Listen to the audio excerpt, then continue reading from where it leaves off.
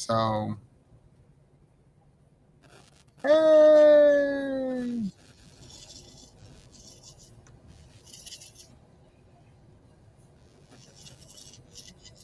Technology.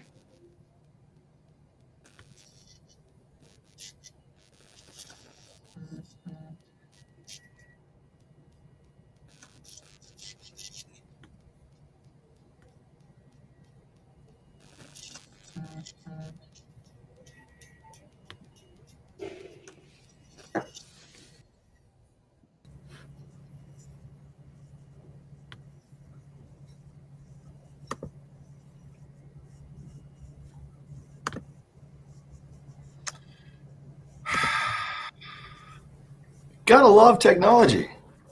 You know what? I'm coming back out. I'm gonna go back in. See you in a second, guys.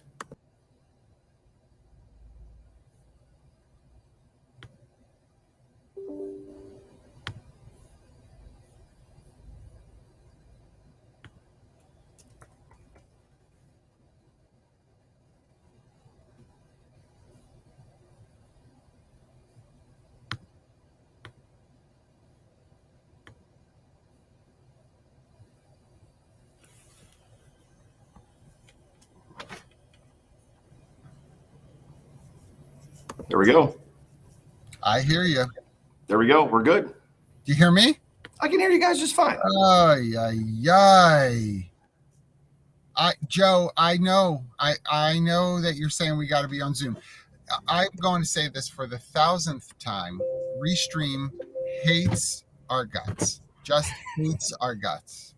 Clearly, through and through, it just shouldn't be this hard. But good morning, everybody. I'm so sorry I had a whole song ready for us and all. Forget it. It's over. Lost the momentum. Forget it. I am joined, though, by my buddy. Jackie is on an airplane at this exact moment, probably cursing her head off. And actually, Jess makes a really good point before I introduce you. Jess, Josh could hear himself but couldn't hear me. But that actually may not have been the case. It may be because of the Android that he's working off of. So I may have been stressing. I've had enough about your prejudice of Android users. You know what? This thing was just fine. It had nothing to do with being on Restream. So you anti-droid audience members, y'all can just take it and put it where you want it because it ain't it. Good morning, everybody. Josh Rock is with us. What's up, buddy? How are you? I'm doing well, man. Thanks for having me. It's fun to sit here and have an extremely caffeinated, I guess you could say, conversation on a Thursday morning. Let's do this. How are you doing with your what do you got mug-wise for us this morning? What are you drinking out of? Mug-wise, we're gonna give a shout out to my Sherm blogger friends, as you and I are buddies on that. Yes. But what's in it? It's gonna be Mountain Dew because I don't drink coffee. Nice. I'm on the road, as you can tell. I've got my Bamboo. Thank you so much to Bamboo HR for the goodies. Lots of good stuff actually coming with Bamboo HR from a technology standpoint. More on that, I'm sure, to come at HR Tech and some other things. So appreciate you, Bamboo. Thanks so much. I am on the road. I am in Palm City, Florida. I don't know why I'm here, but I am in Palm City, Florida. Apparently, I have an appointment right after But First Coffee. And so in order for me to make everything work, I am in a parking lot by Starbucks, whose Wi-Fi is no help to me whatsoever. And here we are.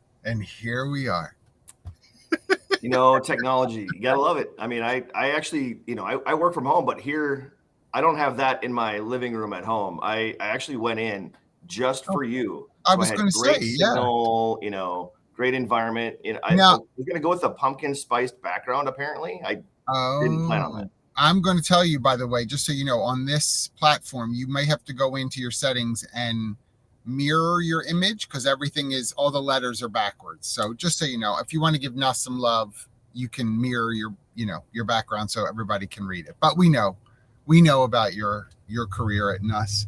Yeah. Hey, before we jump into some of the topic stuff, I do want to catch up with you and for the sake of everybody else. And can you speak a little bit about a couple of things? Job Hunt Chat, where your world tour is right now and what it is that you're looking for. And honestly, I also want one of the current events that I want to make sure we touch on. We're going to talk about talent and tech, of course, but Google released some people, and Shocking that happens.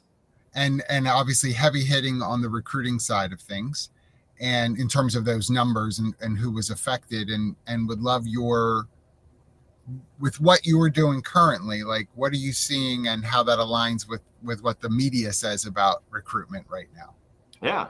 Well, let's go through that laundry list that you just ran through. I One, know. job hunt chat. I've been doing job hunt chat over on the X, formerly known as Twitter, for over 13 years. We haven't been doing it lately just because the platform, I'm just going to lay it out there, it sucks. X isn't what it used to be. It's hard to follow. You put stuff out there, and next thing you're getting all these Russian bots and all this, that, and the other. I just don't need it. So I'm actually working on finding a new format for it. I'm incessantly pinging the people on threads over on the Instagram to make hashtags searchable so we could have conversations over there. We're not there yet. We're No. not there yet. I'm going to continue to, ping them, direct message anybody who I see that's a developer at Instagram, say, hey, let's get threads going with hashtag availability so we can make it a new platform for conversations like this. So that's that. As for what am I doing regularly? I'm hitting into job fair season, much like a lot of our HR friends that are here on the conversation. It is career fair season. It is HR conference season. It's HR tech user conference. Yes. HR tech. We're busy. I'm going to be heading to Canada for a couple of days, and then going to Chicago. Why are you going to Canada for a couple of days? I think one of our attendees here in the conversation, she lives in Canada. Oh. So, ladies, if you are on and you are in Canada, as many as that are on with us this morning, he's coming to see you. I am. Let's go meet at a Tim Hortons near you. We're going to be as general as possible. So, all women in Canada, please fear for your lives. He's coming. He's coming. No, I'm gonna go do that. Get some time in with some people close to me, and then go to Chicago for a career fair. And then much like your schedule, it's event after event after event. I mean, it's Ceridian's user conference, it's HR Tech, it's career fair. Yeah.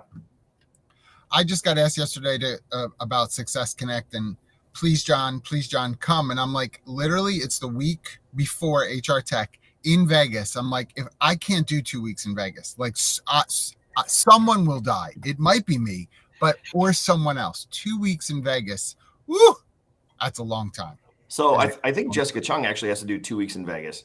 She's got Ceridian Insights and then HR Tech back-to-back weeks. Yay. I feel bad for her. I don't know if she can survive. Connect is like the third to the 6th or something like that, 4th to the 6th. It's a couple days, but then Monday you're hitting right back with HR Tech, and that's just a long time in Vegas. So I'm like, no, I'm doing HR Tech. I will be for those who are following my world travels next week. I'll be in speaking at Ohio SHRM. For those people that are going to that state conference at the Kalahari Resort, I will be on an inner tube speaking from the pool. So come to my session. Speedo optional. And then I'll be at HR Tech. I'm speaking at SHRM Inclusion as well, covering all the pre-conference there. Jackie and I will be kicking off TalentNet at the beginning of November in Dallas. I'm booked so far through February with speaking stuff going on. So it's a good season. But here's the thing, though: is it a good season just to attend conferences and deliver content, which I love doing, and I know you do as well. Yeah. But you're going to a bunch of job fairs as part of your travel, and so I'm curious, like, are people coming to job fairs? Is it like sparsely attended because we don't need people, right? What? I don't know. What is this? We don't need people. I mean, John, when you get rid of all the recruiters, like they're saying we don't have business. We don't have a need for recruiters. Whoever says they don't need recruiters needs to take a leap off a tall building somewhere, because you know what? Without recruiters, without TA, without HR as a whole, none of you function. And if you do function, you function poorly. Let's just lay it out. Yes, career fairs are busy. Your general like community-based ones where every employer comes in, those aren't as busy. They're not. The Okay. college career fairs, which happen in the fall and the spring, they're going to be busy. The schools push the students through. I don't always go to hire today. What I do is when I go to a career fair, I'm planting a seed about how to land a job with a company. Yes. It's more career coaching, more advisement. And then through that, they see the value of who we are, whether I'm working for us or whether it was Fairview before that, and then get them to come join us when it gets closer to graduation season. I So want to help them develop. tell me about the. I'm like oh, the glare on this was brutal. So this is much better. I just figured out how to do something. Okay. There's this thing about living in the. Why don't you live in the Midwest? We don't have sun. You So have you don't no have glare in your sunshine. car. You have no sunshine. This is true. Tell me about this preparing for the future, right? Because that's not a very the ROI on preparing people for the future. It's a really hard sell to a company who's spending money today. How do you win somebody over with that kind of? I would think that's really tough. It is. I mean, I know when I go to Lima, Ohio, i.e., middle of October here, while you guys are all at HR Tech, these students still have 8 to 9 months before they graduate, and so I can go out there. I can't hire them today. It's not going to work. It doesn't bear fruit for me. So, but what I can do is I can, brand my organization and become a trusted advisor to these young adults, and then lure them our way over time. I'm going to be there 2 or 3 more times before they graduate anyway. So what I do is I have them approach. I ask them what they're finding at the career fair. I have them show me their resume. I critique their resume. I talk to them about what they're looking for pay-wise. What are they looking for in their career next steps? And then start to layer in pieces about what we do. After I leave, we do things like a mechanics assessment. I introduce them to leaders. So it's a slow sale versus what we normally want at a career fair, which is an instantaneous sale. Hey, come apply for me today. Let's interview now and let's get you started in a week. And but isn't that, and I'd love to hear from those of you who are on with us, by the way, and let me make it as an aside right now. I'm unable at the moment to share any of your comments onto the screen. Why? Because, Joe, I know what you're going to say, because there's technical issues. But I do want to, Wendy, thank you so much for saying that the Midwest needs me. I love you and appreciate that.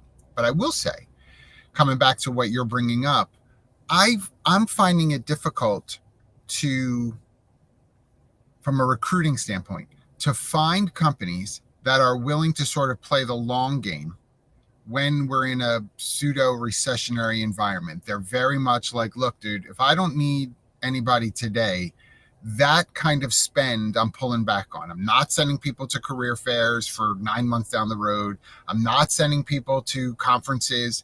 I'm hearing from people who always came to certain conferences who were saying, hey, don't expect me next year. They're pulling back on my budget on some things, right? So when you say you're able to kind of speak to the long game, right, for NUS, right, that's a great example. What is it about their willingness that you think is different than some other companies? Here we're looking for grade A players. When you're in diesel, our customers expect a certain level of quality in what we deliver to them. You don't drive around the state of Minnesota or Wisconsin and see a billboard that says, hey, come buy your truck or get your truck fixed here. We just don't do it. It's primarily about, that brand awareness, that, notoriety of what we do. And so if I go to a career fair with just the goal of hiring 50 technicians, they're not all going to be A players. Just not going to happen. They have to be cultivated over time.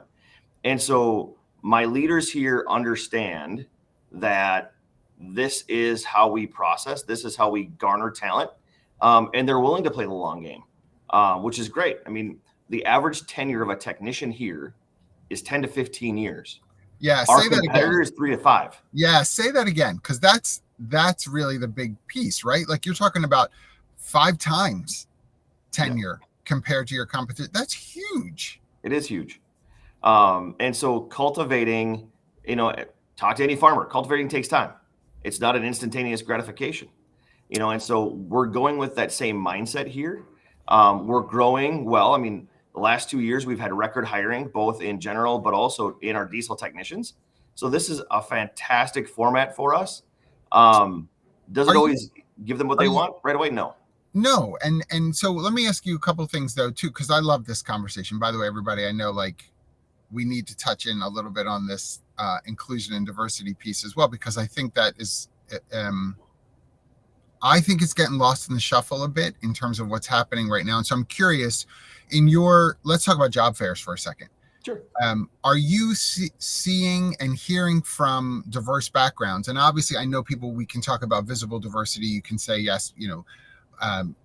We're having a Black audience, an Asian audience, persons of color, and it's generally Hispanic. You can speak to that perhaps through some visual cues, but I'm including that when I say, and broadly as well, like veterans and levels of socioeconomic differences. What's happening there that you're seeing?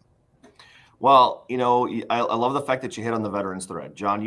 Veteran hiring and retention is big for me, and big for our organization. Yeah. Just to toot our horn for a second, NUS is the only truck dealership in the United States to be recognized for our veteran hiring and retention by the U.S. Department of Labor. Awesome. We are a 2-time platinum award winner, 2-time gold medal award winner as well, and so it is big for us. Over 40. What was it? 11% of our staff is either active or retired military. That's big for us. That's huge. Yeah. So we do look for that. We actually go to events specifically targeting veteran opportunities. Same thing when it comes to the other diversity areas for us. Going to other portions of the country. Also, obviously in Minnesota, we have nice diverse pockets around the state. And so we look for events that will target that. We'll actually visit their high schools, we'll visit their colleges, and look and kind of promote programs that will increase diverse populations into our technical practice. Yeah. Because they just don't do it. We don't see a ton of Somali or Hmong students in the diesel programs. We know they're big population pockets here in the state of Minnesota. So we want to see more of them coming into our trade. And so we'll go out and we'll speak to them about here's what kind of fruitful careers can happen because of it. So so I want to share like from a tech standpoint, right? So, and Joe, Joe mentioned travel freezes are happening all over tech now, almost all year long too. And he's seeing the same thing that I'm seeing. We're seeing this happen. Wendy Daly, good morning. Love that you're here. Hi, Wendy. I'm waving in your general direction, Wendy. Wendy shared that, that your company is doing it right because it takes time to find the right people. And when you say you're not hiring right now, right, it's wrong. Regardless of your organization, you should always be looking, right? Someone's calling me. I can't take it. Maybe it's that appointment you're heading to. I don't know. I mean, it's somebody calling to sell me. The sales calls, by the way, the Autobot sales calls, through the roof. I don't know if anybody else is experiencing that, but like through the roof. Everybody and their mother wants to sell me something. And John, this is a great time for you to like add this to your portfolio of offerings. And listen, it's crazy for me. But so if the Autobots are calling you, when do we get the Decepticons to do it instead? Just asking for a friend. My gosh. We need some other people on this call if we're going to get into like, pop culture references, sure. And GoBots and all that crap. But the for me, I'm finding it difficult on a technology standpoint that we even have companies that aren't coming to HR Tech. They're not even coming to premier events. And I mean premier in the sense of like, if you're shopping for technology, you're apt to go to a technology conference, right? I mean, like that just kind of makes sense. But we're seeing companies that are opting not to go to a technology conference, not even have representation, let alone a booth and all that good stuff because of some of these cuts. And so I wonder, like, if you're really wanting to infiltrate talent and you're a technology platform, how do you think that's going to happen if you're not where the people are, right? Like if you're not going to them and trying to put forward how your solution can really help, and if economics is part of it, I think companies have to get a lot smarter about the messaging around economics, and maybe even do some price breaks temporarily in order to get people in the door and have some activity going. Because I still believe that, if your implementation is down, we're coming into fourth quarter, so you've got January 1st starts on various technologies that sometimes HR goes after, payroll, HR management systems, things like that. If you're not where the people are, I don't know what the rest of the year is going to look like for you, because for a lot of companies like that, 60 to 70% of your annual revenue is coming in first quarter because of the changeover. So what are you going to do, right? How are you going to keep your talent engaged? We know what they're going to do. They're going to email us incessantly about a $150 gift card to do a demo of their software. That's why they're not going to conferences. I mean, come on. How many $10 Amazon gift cards? How many, come on. I don't want it. I don't want it. Stop with the gift cards. Stop. I don't mind a gift card from time to time, but send it to me. Don't make me sit through your demo for 2 hours. I have seen ADP. Stop. Don't send. I mean, just send me the gift card. There was this poor young man from Rippling who emailed me just last week, and he had this intro about what my team suffers from with using different technology platforms, and I should do a demo. And I replied back to him in the same contextual format that he sent me, saying, you may want to go back and listen to my Chad and Cheese podcast that just rolled out last week about how to engage HR professionals via email. Yeah. At no point did he ask me about what my problem was. He implied he knew what my problem was and that his software was it. Come on, man. Yeah. Listen, and that's not capturing, and I love Janetta, or hopefully I'm saying that correctly, and comment in the chat as well, because I have to say to you, and I think Jackie and I talked about this last couple of weeks. We're going to see what the numbers are by the end of the year, but the expectation coming into this year was that we would have somewhere around 4 million 70 plus coming back into the workforce. Yeah. Because of retirement fund, right, not doing well, and some other issues, cost of living, just with inflation, I don't know if this would be surprising to anyone, but Social Security not being enough to live off of, with the inflation the way that it is. I mean, y'all go to the grocery store. And so if you are bringing 70 plus year olds back into the workforce, I want to tell you something. They are looking for the job fairs. They're looking to come in, in a business suit with a resume in hand, because that's where they come from. And so if you continue to just do the Indeed thing and think that is the only way you're going to find people, I had 2 conversations this week already about post and pray on Indeed and how it's not working for some companies. And I was like, right.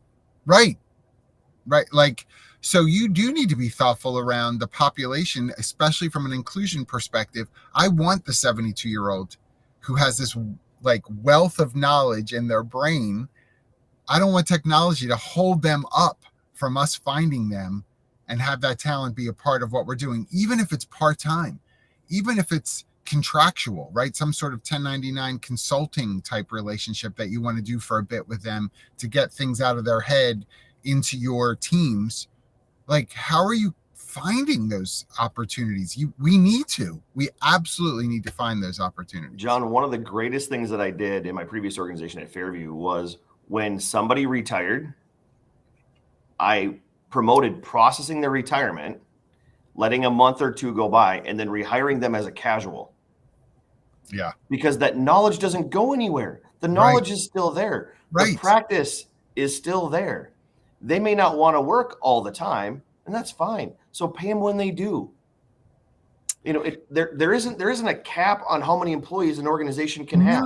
Right. It's a cost management perspective.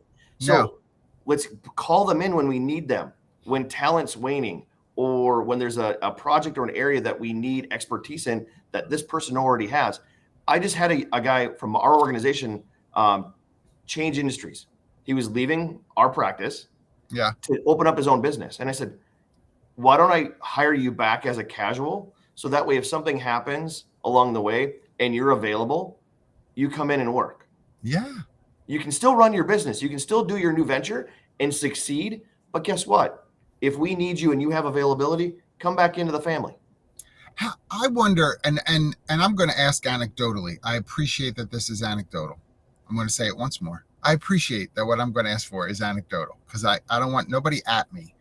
The I'm curious the people that are here that are listening live for right now, and if you listen later, by the way, shout out to all of the post live watchers of But First Coffee. Jackie and I see how many people watch this after the fact, and we're just like super touched by the support. So thank you. But for those of you that are here live right now, if anecdotally you were to give a percentage, let's say over the last 8 months or so, 8-9 months that of hiring that you've done, or contractual relationships if you've got a one-off that you're doing, how many of those would you say I'm going to give you are, let's say age to start with, right? 60 years of age or older that have been brought into the organization, or even rebrought, Josh, to your point, like rebrought into the organization. If you were to guess about how many fit that bucket, what would that percentage be of total hiring? So I'm going to make math simple because I know people complain about HR and math. If you hired 100 people this year and you would guess that 20 of them were 60 plus, I'm not asking you, don't look up all their ages, just anecdotally, then that would be 20%.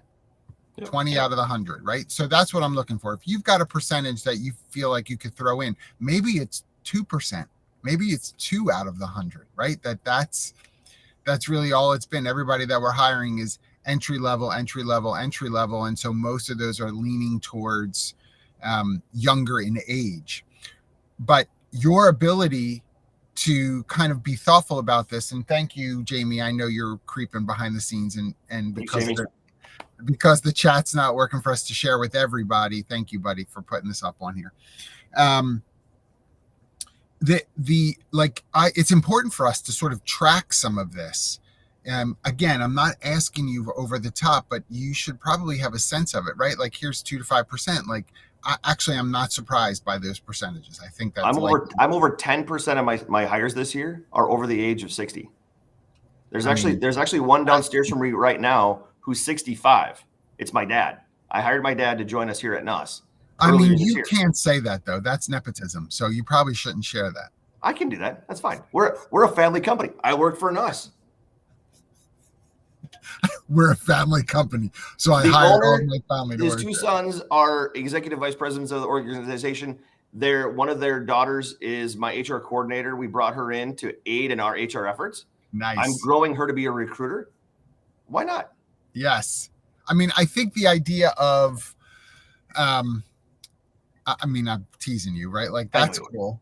But the idea of us looking to, I think it needs to be a bucket just like anything else we look at when we think about distributed workforces that are representative of various backgrounds, ethnically, racially, socioeconomic, educationally, age, gender, all of these buckets of people. It's not about diversity alone in terms of counting how many we have. That can't be the goal because we know turnover is going to happen pretty quickly within 6 months if that's all you're hiring for. But we need to be a lot more thoughtful because you're going to leave people in the dust with the kind of pseudo recession that's going on right now and the way it's impacting recruitment. We're going to wind up leaving groups of people in the dust. I'm not here saying it's intentional. But unintentional doesn't make it any less impactful, right? Like, yeah. What are you laughing at? I'm laughing at Jessica over here saying, growing recruiters, don't forget to water her. Come on. I mean, what is that? What is that? That's like a bad Hallmark card. Yeah. That's a bad Hallmark card. Joe over here talking about, the comment I made about there's no limit on how many employees. I see so many leaders talking about how many FTEs, their head count. Casuals don't count towards your FTEs. They're 0.01 on the FTE scale. Shut up already. Shut up already. You can have as many casual employees as you need to get the business done. Done. That was very. I mean, I'm really going to throw that accent was almost 1980s Joe Piscopo, Frank Sinatra impersonation. Forget Steve about it. Edie, Forget I about it. got chunks of guys like you in my stool. Yeah, I mean, it was very like, oh, good old Piscopo. Um, I I do want to make sure that we touch on some technology things. So if you don't Let's mind, go. what's the tech stack that you use a recruiting on the recruiting side of things? Yeah, thank you for laughing. What's the tech stack that you use? Really?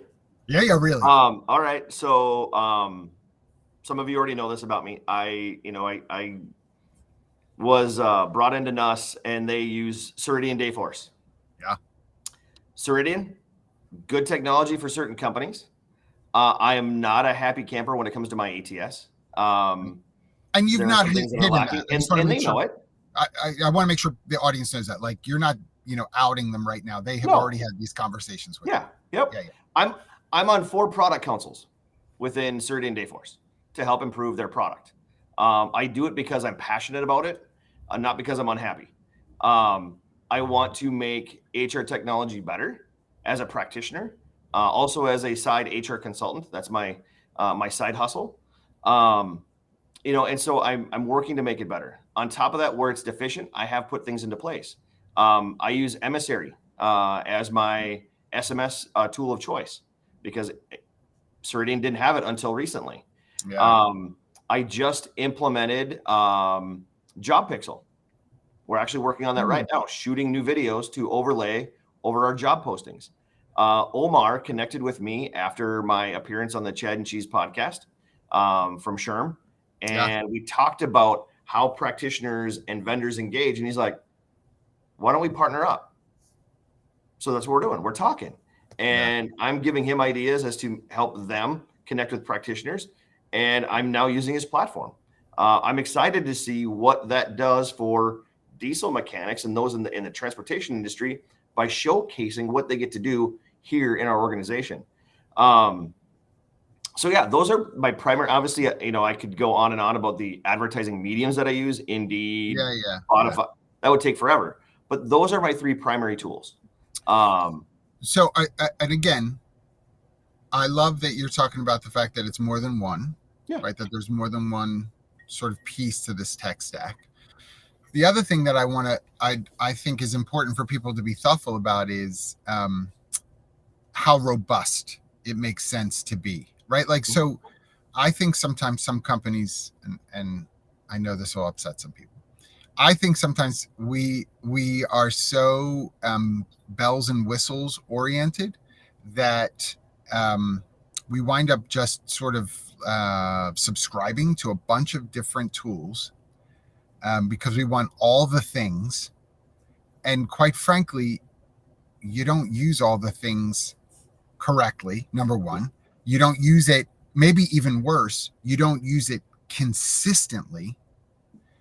And then thirdly, it may be just over the top. You just may have way too much going on for the population you're trying to serve. Yeah.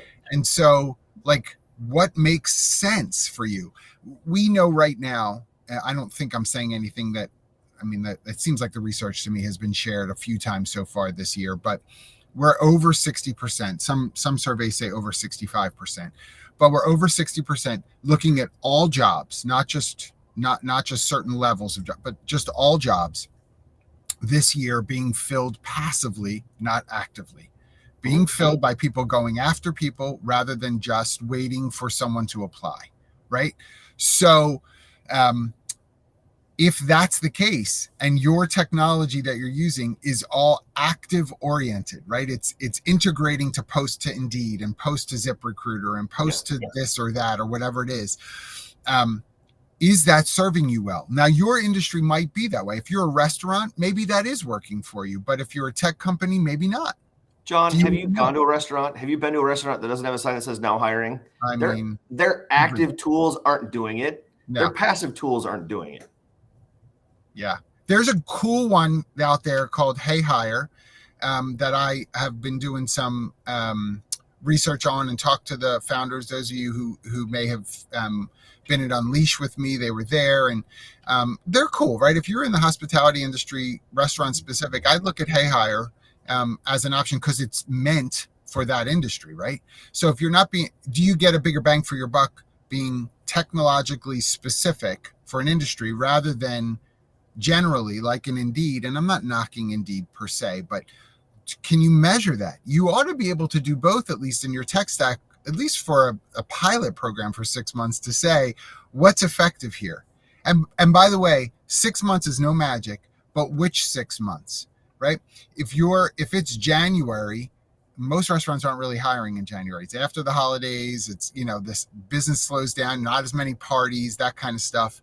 Like, be thoughtful around the testing timeline so that you really get effective results. But we have to look at tech support like job boards as a part of our tech stack and measure the effectiveness there as well. Wait, did you just say? Did you say sourcing or reporting? What? Reporting. Who's running reports? Reports. Indeed doesn't give you a report. Source tracking? Wait, source tracking. That source tracking would be amazing, because those who know me know that my ATS of choice does not source track. Yeah. The data ends at the wall, at the firewall. And that's unfortunate. It is. My hopes is that at some point it'll be integrated. Their trusted provider or partner, eQuest, knows that their data from the job boards does not penetrate the firewall. Let me tell you something. And Daniel, thank you so much. Daniel popped up there. It's not hard to apply. It's the talent. So here's what I want to thank you for that comment. Here's what I want to say. Maybe. That's my response to that. Maybe because, so some of you know that my oldest, Frankie's 24, good looking, ruddy young man. He has hair, unlike his dad. He has lots of like curly hair on top of his head. I'll pop him in the jaw. But the idea of him being someone who's actively in the workforce, early on, yes, he's finishing his MBA, awesome, but he's applying for some full-time roles right now. And I got to tell you, there are still links that are taking him to apply for a job that are not that great. He'll upload his resume and then still has to type everything into blocks. You want me to upload and then you still don't resume parse? Please, yes. Come on. Yes. Come on. So I say that, Daniel, just in response to say sometimes it isn't the talent. Sometimes it is hard to apply and frustrating. You got those of you who haven't applied for a job at your company in a while, do it. Those of you who need outside support, honestly, call Humoriso. Like, Robin Schooling will take your entire talent strategy to task and pretend to be people. And she's like secret shopper, applicant. It's amazing. It's amazing. We're tracking with some companies zero, even automated, zero response to application. Yeah. And she's making crap up, right? Like she's qualified for the job because she's making up a resume. Zero, not even thank you for your application. Nothing. Weeks. Nothing. Well, that's not talent. That's your process. When I jumped in here, I saw a huge departure in the number of impressions we were getting on our postings, the number of applications. Like, huge, 90% plus. And I'm like, what's going on? Why aren't candidates completing an application? And so I went through the process and implemented shortcuts. One of the things that I implemented is I did a short form on our website, so they don't have to go through the full legal application. Yes. I did the same thing with a short apply via Emissary. We did one with text, where it takes them through basically a chatbot Q&A, so I get to know a little bit more about them before they do an application. Because they didn't want to go through the legal application. They didn't want to create a username and a password and all that jazz. Yes. And so we did this to at least get intel. Who are they? What's their name and number? What kind of position are they interested in? And then we call them back. It's easier. So if you're not willing to change your technology because of contracts or leadership approvals, this, that, and the other, then find shortcuts. It's not that tough. Call me and I'll tell you how to do it. And listen, we all know that depending on where some companies are, there are some compliance pieces to applying for a job that you have to be thoughtful of. We know, so I know everything can't work everywhere, but it probably doesn't need to be as cumbersome as some are. I don't know who the LinkedIn user is because once again, I can't tell everything on this platform because it Really? hates me.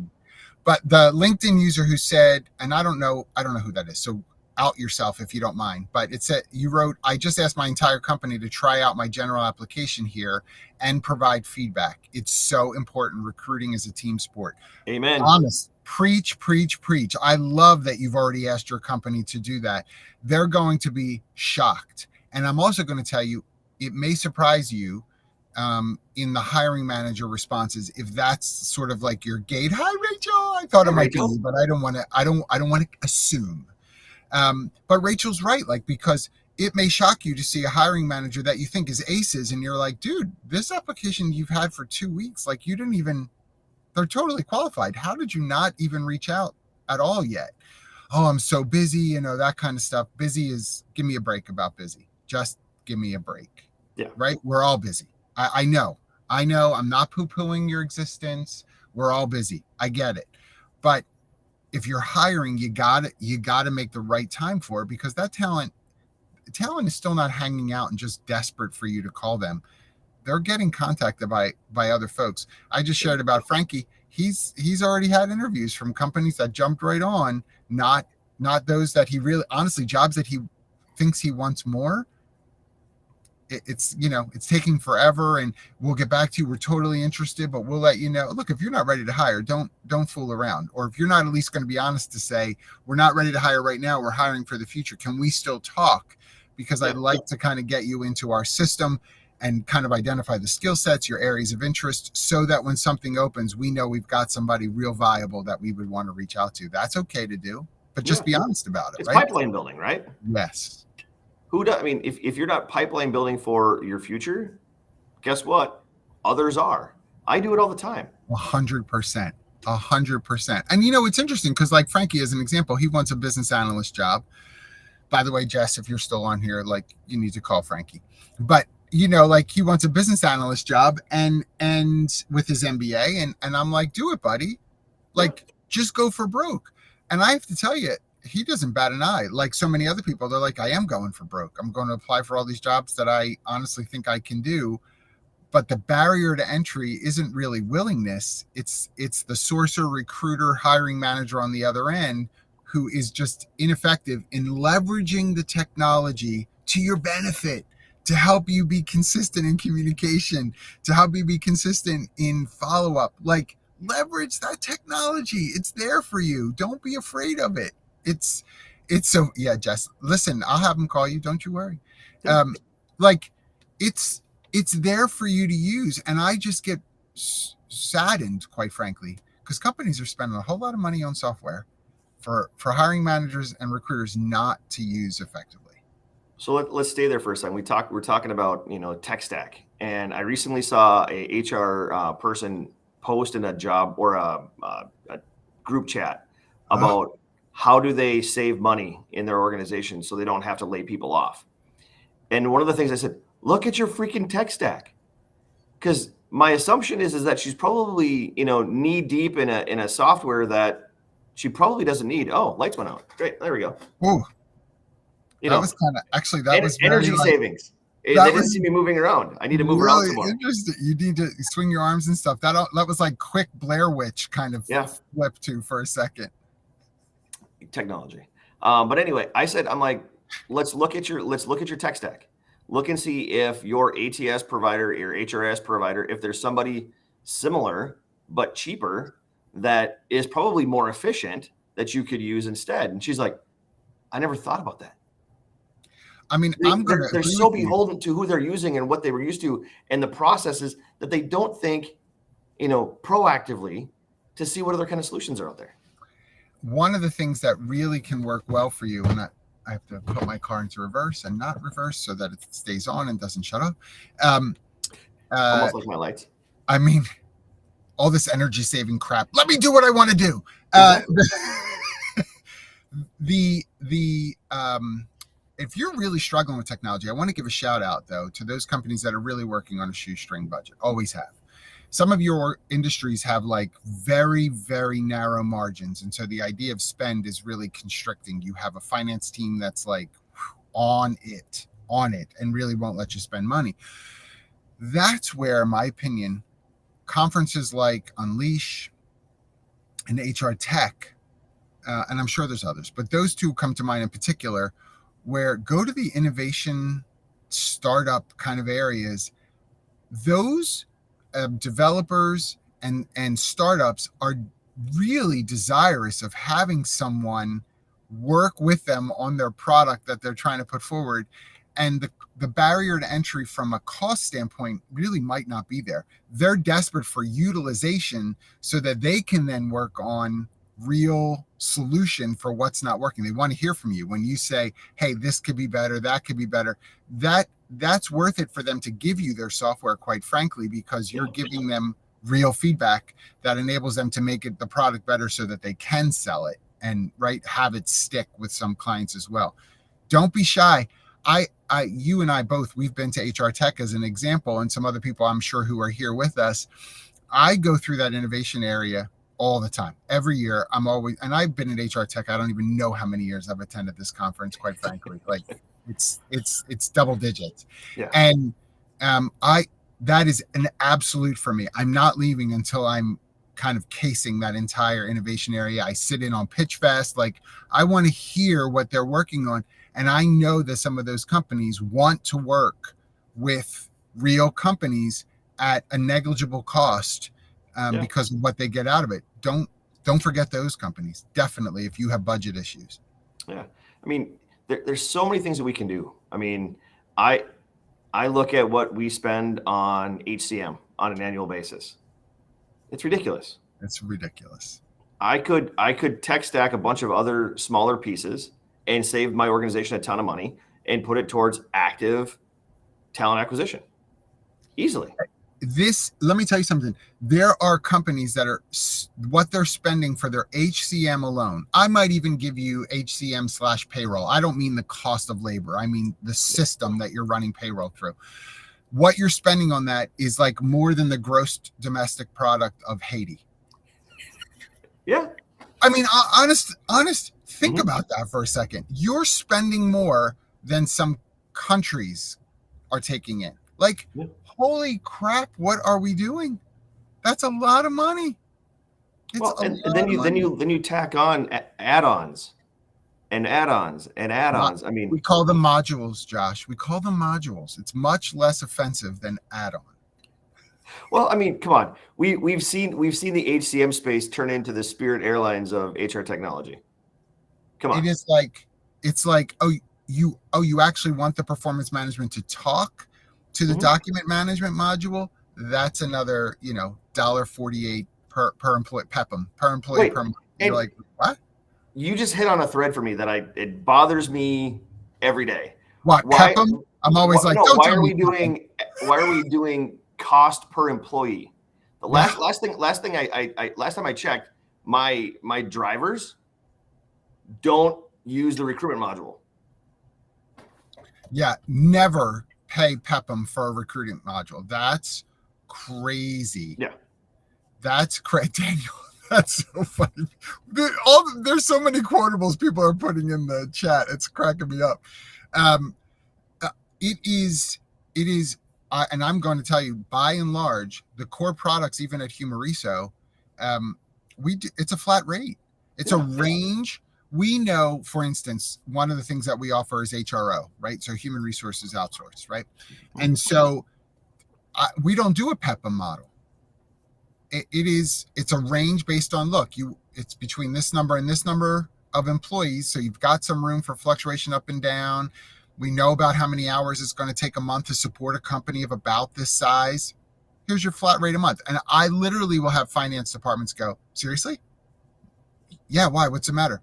We can budget so much easier when we know. And I'm like, yeah, it shouldn't be that hard. They're like, can you just tell everyone in the service and tech space that that's really what we prefer? I don't think PEPM keeps people from doing casual employees. Say that again. PEPM keeps people from hiring casual employees. And we have all kinds of industries that do temp hiring, all kinds.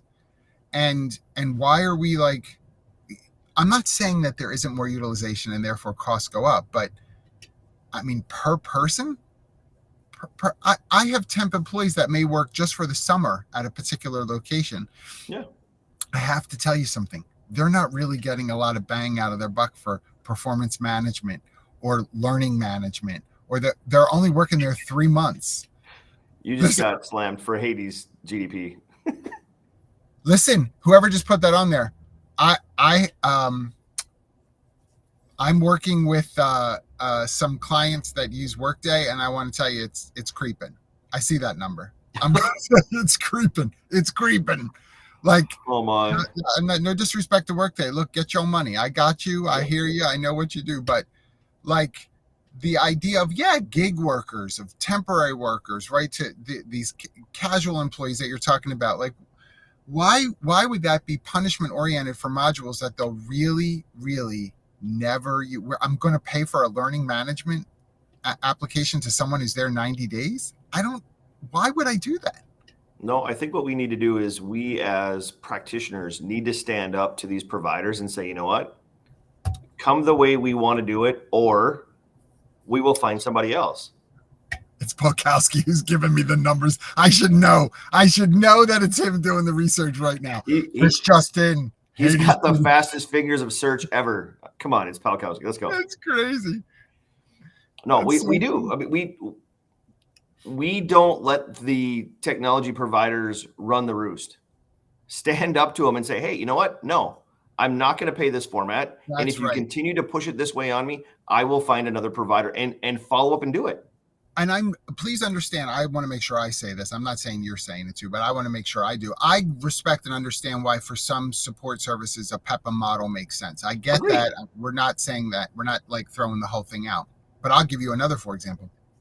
We support the casino industry because why wouldn't we, right? It's well, I mean, you do have Robin schooling in human resources. Between me and Robin, we're like, sitting in the bar, right? We're like, come here.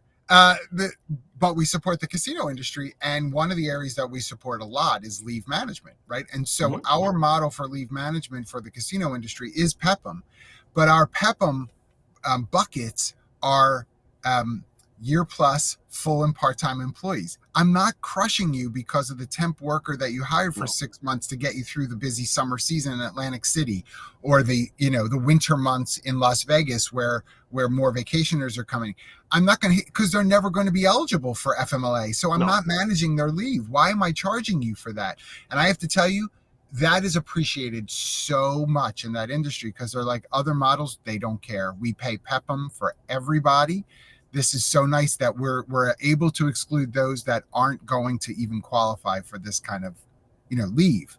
Yeah. Why wouldn't we be thoughtful that way? I don't understand why we make this tough for business, right? The technology should work for you.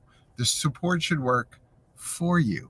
If not against the growth of your organization. Shocking. If you're dealing with talent, by the way, that isn't using your technology, here's another fun one for me. I love this. See this hand? Each one of these fingers, well, actually, let me check this hand. Oh, I think it's my other hand. One of my fingerprints is not really working anymore. But, Acid will do that for you.